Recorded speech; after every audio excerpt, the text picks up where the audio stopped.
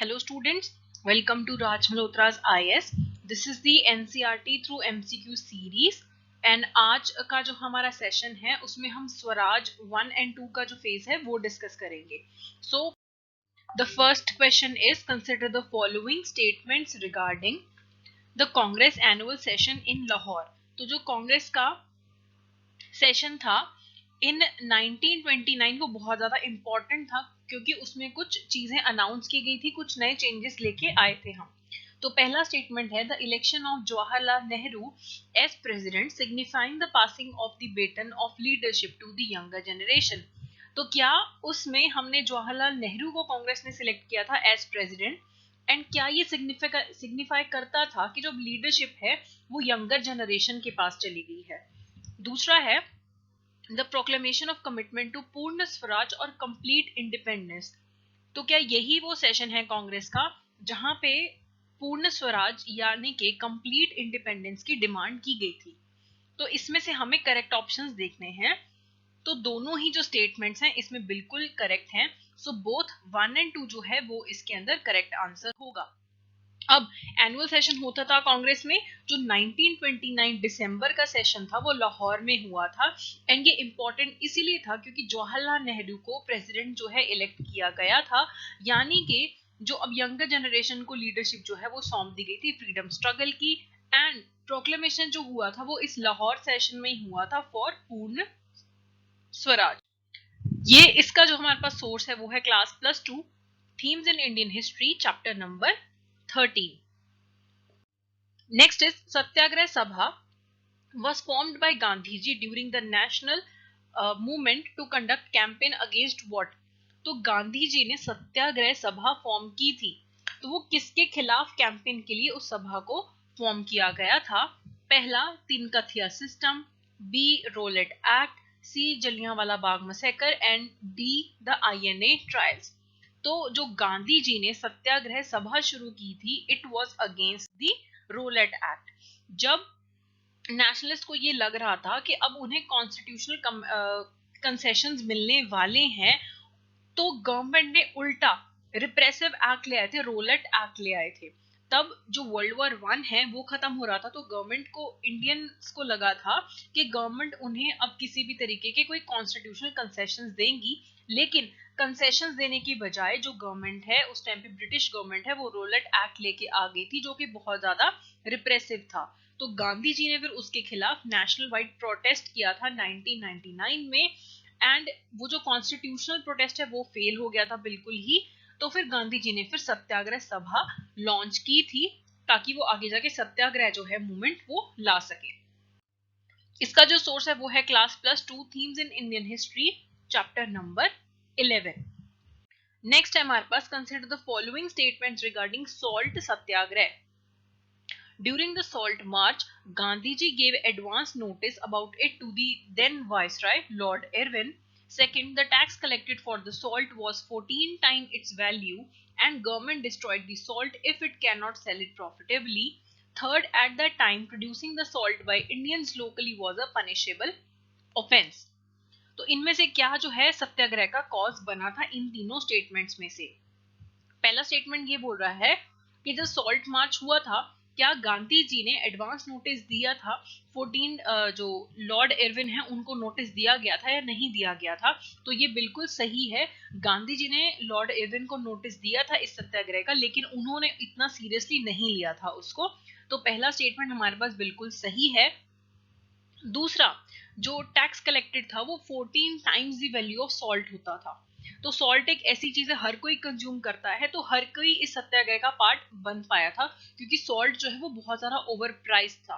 तो ये बिल्कुल सही है. और अगर वो सॉल्ट उस वैल्यू पे नहीं बिकता था तो उस सॉल्ट को डिस्ट्रॉय कर दिया जाता था रादर कि उसे सस्ते में बेचा जाए.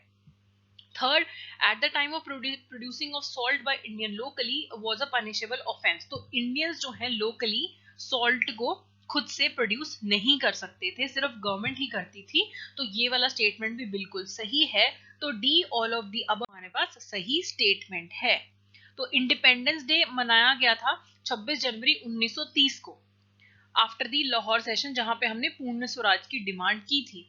तो फिर गांधी जी ने मार्च करना चाहा था, और लॉर्ड इरविन को भी ये पहले ही बता दिया गया था कि जो सबसे डिसलाइक्ड लॉ है उस टाइम पे इंडिया का, जो मोनोपोली थी गवर्नमेंट की सॉल्ट को मैन्युफैक्चर और सेल करने की, उसके खिलाफ उन्होंने फिर सत्याग्रह जो है वो लॉन्च किया था, सॉल्ट सत्याग्रह, और वो अपने साबरमती आश्रम से ओशन की तरफ चले थे 12 मार्च 1930 को।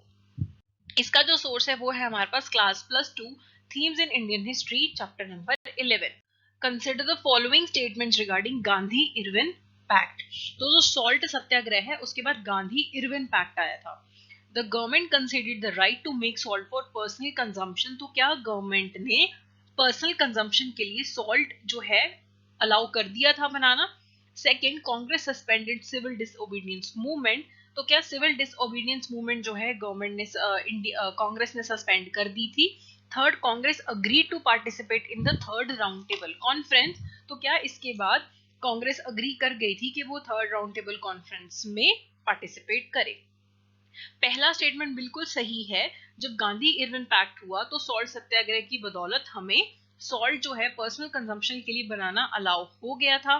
सेकंड बिल्कुल सही है, गांधी इरविन पैक्ट की वजह से कांग्रेस ने जो है सिविल डिसओबीडियंस मूवमेंट को सस्पेंड कर दिया था, एंड कांग्रेस ने अग्री किया था कि वो सेकंड राउंड टेबल कॉन्फ्रेंस में पार्टिसिपेट करेंगे। तो यहाँ पे थर्ड नहीं सेकंड राउंड टेबल कॉन्फ्रेंस आएगा।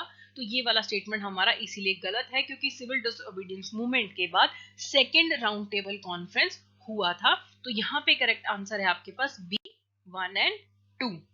तो हमें ये भी याद रखना है कि सॉल्ट जो है सिर्फ पर्सनल कंजम्पशन के लिए अलाउ हुआ था, सेल के लिए हमें सॉल्ट बनाने की परमिशन नहीं मिली थी। इसका जो सोर्स है हमारे पास themes in Indian history chapter number 13 page number 360। Next, I consider the following statements regarding Montagu-Chelmsford reforms. The reserved subjects in the provinces were to be controlled by the ministers responsible to the legislature. तो आपको पता है कि reserved subjects थे उस time पे reforms के बाद। तो उसमें क्या जो रिजर्व सब्जेक्ट का जो कंट्रोल है वो मिनिस्टर्स के पास होता था जो लेजिस्लेचर को रिस्पॉन्सिबल होते थे।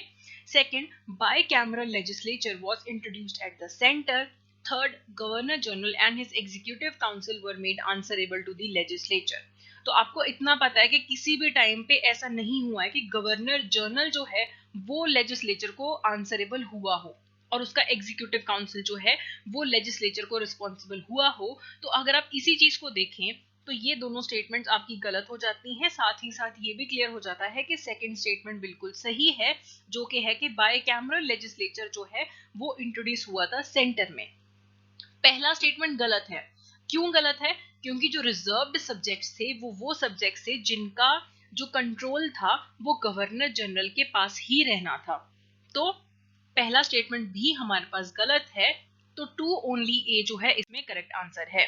तो मॉन्टेग्यू चेम्सफोर्ड रिफॉर्म्स जब आए थे, एक तो उन्होंने डायर की इंट्रोड्यूस की थी प्रोविंशियल लेवल पे, रिजर्व्ड सब्जेक्ट्स और ट्रांसफर सब्जेक्ट्स में डिवीजन हुआ था।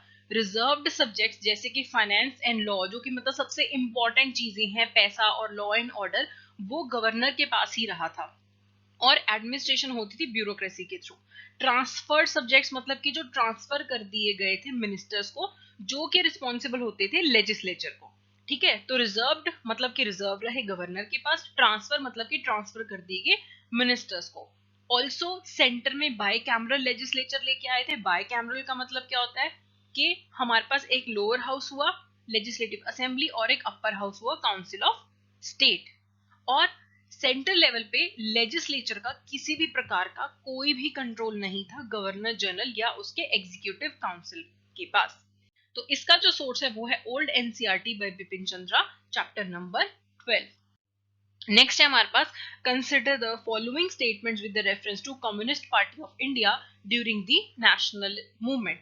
आपको पता है कि जो कम्युनिस्ट जो हमारी पार्टी ऑफ इंडिया थी वो रशियन रेवोल्यूशन से बहुत ज्यादा प्रभावित थी। तो पहला, it was set up in Tashkent in 1920 by M N. Roy. M N. Roy बहुत ही ज्यादा पॉपुलर कम्युनिस्ट है इंडिया में। Second, it aimed to create a new radical organization parallel to Indian National Congress and work separately. तो पहला इसमें जो स्टेटमेंट है वो बिल्कुल सही है। एम एन रॉय और साथ के कुछ 6-7 कम्युनिस्ट थे जिन्होंने मिलके ताशकंद के अंदर कम्युनिस्ट पार्टी ऑफ इंडिया जो है वो फॉर्म की थी 1920 के अंदर। तो ये बिल्कुल सही है पहला स्टेटमेंट। दूसरा गलत है, वो कोई अलग से एक पैरेलल नहीं पार्टी बनाना चाहते थे इंडियन नेशनल कांग्रेस की, ना ही सेपरेटली काम करना चाहते थे। एम एन रॉय और कम्युनिस्ट पार्टी की जो मेन लीडर्स हैं उन्होंने बोला था कि आप जाओ कांग्रेस ज्वाइन करो, वहां पे एक स्ट्रॉन्ग लेफ्ट जो है वो आप क्रिएट करो, वहां पे लेफ्टिस्ट ओरिएंटेशन वाले लोग ज्यादा लेके आओ आप कांग्रेस के अंदर, और उसके हर ऑर्गन्स में जाके आप पार्टिसिपेट करो कांग्रेस के, और कांग्रेस को ही आप रेडिकली एक जो है कम्युनिस्ट पार्टी की तरह, लेफ्टिस्ट पार्टी की तरह ऑर्गेनाइज करो। तो अलग से नहीं, आप कांग्रेस में जाओ और कांग्रेस को ही फिर जाके चेंज कर दो, ऐसी मेंटालिटी थी। तो A1 ओनली जो है इसके अंदर सही आंसर है। तो 7 इंडियंस गए थे एम एन रॉय के साथ मिलके ताशकंद के अंदर, उन्होंने कम्युनिस्ट पार्टी ऑफ इंडिया बनाई थी, और कांग्रेस के पैरेलली काम नहीं करना है, कांग्रेस में ही जाके कांग्रेस को बदलना है, वहीं पे रेडिकल नेशनलिस्ट को लेके आना है, लेफ्ट विंग वालों को लेके आना है, और कांग्रेस को ही रेडिकल मास बेस्ड ऑर्गेनाइजेशन बनाने की बात की गई थी। नेक्स्ट इज इसका जो सोर्स है वो old NCERT by Bipin Chandra, chapter number 13। अगला क्वेश्चन है, consider the following pairs regarding movement during non cooperation. First, Uttar Pradesh, tenants refuse to pay illegal dues to the zamindar. Assam, tea plantation labourers went on strike. Kerala, Moplahs revolt. तो non cooperation जो है वो अलग अलग तरीके से आई थी, अलग अलग चीजें की गई थी कि कॉपरेट नहीं करना है, तो अलग अलग तरीके थे अलग अलग स्टेट्स में। तो हमें ये देखना है कि ये जो पेयर्स है ये करेक्टली मैच्ड है या नहीं है। तो पहला है, उत्तर प्रदेश में टेनेंट्स ने इलीगल ड्यूज जो है समीदार्स को पे करने से मना कर दिया था, तो ये बिल्कुल सही है। असम में टी प्लांटेशन लेबरर्स जो हैं वो स्ट्राइक पे चले गए थे, ये भी बिल्कुल सही है। और केरला में मोपला रिवोल्ट आ गया था, ये भी बिल्कुल सही है। तो D all of the above जो है वो बिल्कुल सही है। तो नॉन कॉपरेशन जो मूवमेंट था वो पहला ऑल इंडिया पॉलिटिकल मूवमेंट था, इंडिया में पहला ऑल इंडिया पॉलिटिकल मूवमेंट था, और मेनली कांग्रेस जो था उसने इसे ऑर्गेनाइज किया था under the leadership of Gandhi ji. ये पहला ऐसा मूवमेंट भी था कांग्रेस का जहां पे मुस्लिम्स ने पूरा पूरा इसको सपोर्ट किया था, जो मासेस जो थे उन्होंने बहुत एक्टिवली इसमें पार्टिसिपेट किया था। जो पेजेंट से यूपी बंगाल के, उन्होंने इसमें पार्टिसिपेट किया था, उन्होंने ड्यूज देने से मना कर दिया था। पंजाब में भी नॉन वायलेंट मूवमेंट चला था अकाली मूवमेंट नाम का, तो नॉन कॉपरेशन के टाइम पे पंजाब में अकाली मूवमेंट था, एंड इसी के थ्रू उन्होंने जो करप्ट महंत थे गुरुद्वारों के अंदर वहां से उनको रिमूव करवाया था। फिर मद्रास के अंदर लेबरर्स ने बहुत लंबी स्ट्राइक की थी, असम में टी वर्कर्स ने स्ट्राइक की थी, एंड जो नॉर्दर्न केरला है, मलाबार है, मोपलास है, वहां पे भी एक जो है एंटी जमींदार मूवमेंट चली थी। इसका जो सोर्स है वो है old NCERT by Bipin Chandra. Consider the following statements regarding civil disobedience movement. तो सिविल डिसोबीडियंस मूवमेंट के बारे में पूछा जा रहा है। This movement was started by Gandhi ji on 12th March 1930 with his famous Dandi march. तो क्या जो सॉल्ट सत्याग्रह था उसके बाद जो है सिविल डिसओबीडियंस मूवमेंट स्टार्ट हुआ था। Second, violation of salt laws all over the country was soon followed by defiance of forest laws in Maharashtra, Karnataka and the central provinces, and refusal to pay the rural chowkidari tax in eastern India. तो क्या salt law तोड़ने के बाद India में और भी forest laws है जिनको डिफाई किया गया था, एंड क्या रूरल चौकीदारी टैक्स जो है वो ईस्टर्न इंडिया ने पे करने से मना कर दिया था। तीसरा, अ notable feature of the movement was the wide participation of women. तो क्या सिविल डिसओबीडियंस मूवमेंट में वुमेन ने एक्टिवली पार्टिसिपेट किया था। तो इसमें हमारे पास जो तीनों के तीनों स्टेटमेंट्स हैं वो बिल्कुल सही है कि पहले सॉल्ट मार्च हुआ, फिर सिविल डिसोबीडियंस मूवमेंट शुरू हुआ था, फिर गांधी इरन पैक्ट की वजह से सिविल डिसोबीडियंस मूवमेंट को रोक दिया गया था, और फिर कांग्रेस ने सेकेंड राउंड टेबल कॉन्फ्रेंस के अंदर पार्टिसिपेट किया था। तो ये हमने देख लिया कि 12 मार्च को दांडी मार्च के साथ सिविल डिसोबीडियंस शुरू हुआ, और ये साबरमती आश्रम से लेके दांडी जो है विलेज है वहां तक गए थे गुजरात के सी कोस्ट पर, और फिर ये बहुत वाइड स्प्रेड हो गया था इंडिया में, और भी बहुत सारे लॉज हैं जिन्हें डिफाई किया गया था, और इस मूवमेंट में विमेन का बहुत ही ज्यादा एक्टिव पार्टिसिपेशन देखा गया है। इसके जो सोर्स है वो है old NCERT by Bipin Chandra, chapter number 13। अगला क्वेश्चन है, consider the following statements regarding the government of India act 1935। ये बहुत अच्छे से करना है एक्ट, क्योंकि इससे जो है हमारा आपका करंट जो इंडियन कॉन्स्टिट्यूशन है, काफी सारे प्रोविजन जो है यहीं से लिए गए हैं। पहला, the act provided for the establishment of an all India federation and a new system of government for the provinces on the basis of provincial autonomy. तो क्या ऑल इंडिया फेडरेशन बनाने की बात की गई थी गवर्नमेंट ऑफ इंडिया एक्ट के under, और क्या एक नया सिस्टम था गवर्नमेंट का प्रोविंसेस के लिए, जहां पे प्रोविंसेस को ऑटोनॉमी दी जानी थी। Second, defense and foreign affairs remained outside its control while the Governor General retained special control over the other subjects. तो क्या इस एक्ट में डिफेंस और फॉरेन अफेयर्स जो हैं बाहर रहे थे, लेकिन जो गवर्नर जनरल है उसने स्पेशल कंट्रोल रखा था बाकी सब्जेक्ट्स के ऊपर। Third, this act satisfied the nationalist aspiration for both political and economic power continue to be concentrated in the hands of the British government. तो क्या ये सिर्फ नेशनलिस्ट की एस्पिरेशंस को पूरा करने के लिए, पॉलिटिकल एंड इकोनॉमिक पावर उसको पूरा करने के लिए था, लेकिन एक्चुअल जो पॉलिटिकल इकोनॉमिक पावर थी वो ब्रिटिशर्स के हाथ में ही रहनी थी। तो पहला जो स्टेटमेंट है वो बिल्कुल सही है कि एक ऑल इंडिया फेडरेशन को इस्टेब्लिश करने की बात की गई थी इसके अंदर, एंड प्रोविंसेस जो है उनको प्रोविंशियल ऑटोनॉमी मिलनी थी। सेकंड जो है वो बिल्कुल सही है, इस एक्ट के आउटसाइड थे डिफेंस और फॉरेन अफेयर्स, और जो स्पेशल कंट्रोल था अदर सब्जेक्ट्स पे वो गवर्नर जनरल का ही रहना था, जिन्हें के ब्रिटिश जो है वो अपॉइंट करते थे। थर्ड गलत है, क्योंकि it did not satisfy the nationalist aspiration for both political and economic power continue to be in the. तो फिर जब नेशनलिस्ट एस्पिरेशन पूरी कैसे होगी, जबकि पावर जो है वो ब्रिटिशर्स के पास ही थी। उनका तो पॉलिटिकल एस्पिरेशन यही था नेशनलिस्ट लीडर्स का कि इंडियंस के पास ज्यादा से ज्यादा पावर ट्रांसफर की जाए, तो फिर वो सेटिस्फाई कैसे हो सकते थे। तो थर्ड जो स्टेटमेंट है वो बिल्कुल गलत है। सो A1 एंड 2 जो है इसके अंदर सही आंसर है। तो ऑल इंडिया फेडरेशन की बात की गई थी एक्ट ऑफ 1935 के अंदर, जहां पे new system of government provinces के लिए भी आना था on the basis of provincial autonomy, and federation जो है it was to be based on the union of provinces of British government and the princely states. Defence and foreign affairs remained outside its control, and governor general जो है वो other subjects पे special control रखना था, जिन्हें के British government जो है अपॉइंट करता था। इसने नेशनलिस्ट एस्पिरेशन को बिल्कुल भी पूरा नहीं किया था, क्योंकि ज्यादा जो पावर है अभी भी ब्रिटिश गवर्नमेंट के पास ही रहनी थी। तो so these were the questions for today, and I hope you are revising it and don't be lazy and slow कि पेपर डिले होगा नहीं होगा। Keep on revising. Thank you so much.